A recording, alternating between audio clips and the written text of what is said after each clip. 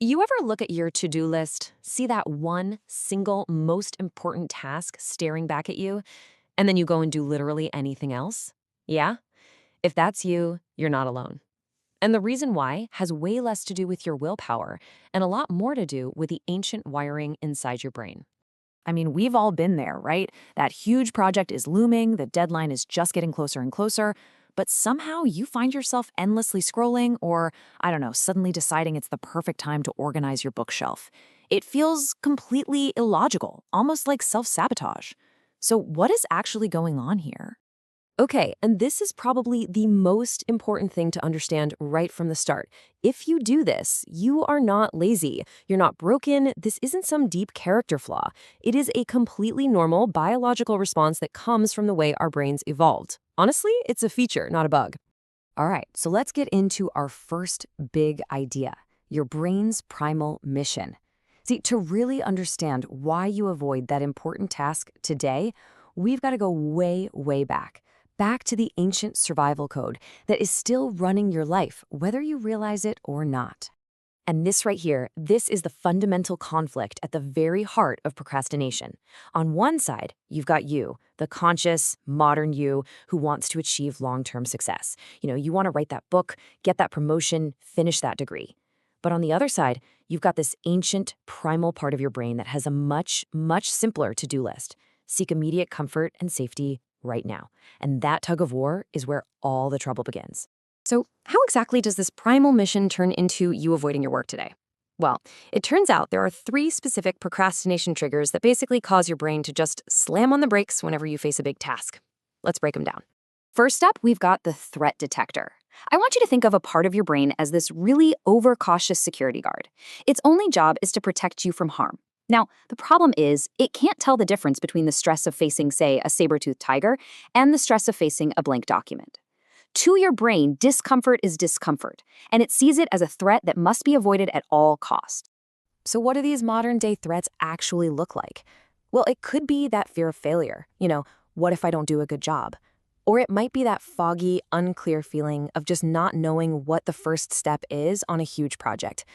Even the sheer size of a task can feel so overwhelming that your brain flags it as a danger, and that triggers the urge to retreat to something safe and easy. Okay, the second trigger is the reward seeker. Your brain is an absolute sucker for a quick win. Finishing that huge project? Yeah, that's gonna feel great, eventually. But checking a social media notification, that gives you a little hit of pleasure, a little bit of dopamine right now.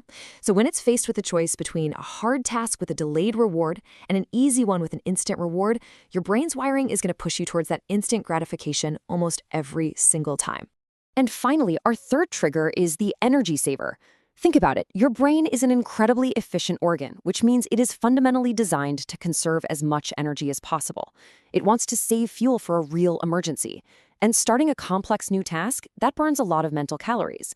Doing something familiar and easy, like scrolling, that burns almost none. So given the choice, your brain will always, always default to the path of least resistance. And when you put all of this together, the threat detector, the reward seeker, the energy saver, it all leads to one simple, incredibly powerful truth.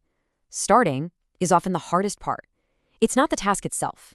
These 3 parts of your brain team up to create this giant wall of resistance that's totally focused on one thing, stopping you from taking that very first step.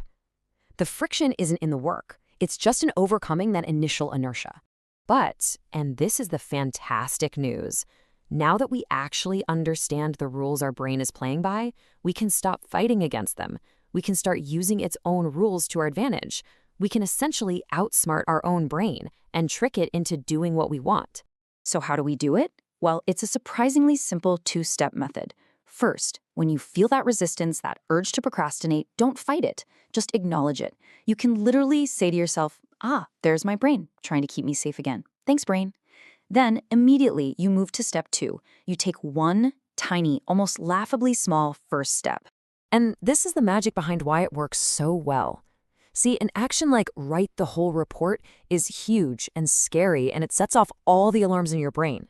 But an action like open the document or write one single sentence, it's so small, so non-threatening, that it just flies completely under the radar of your brain's security guard. You basically sneak past the resistance, And once you're in motion, staying in motion is infinitely easier. So let's end with this. I want you to think about that one important thing you've been putting off. You don't have to do it all. You don't even have to do the first big part of it. Just ask yourself, what is the absolute smallest, most non-threatening first action you could take right now?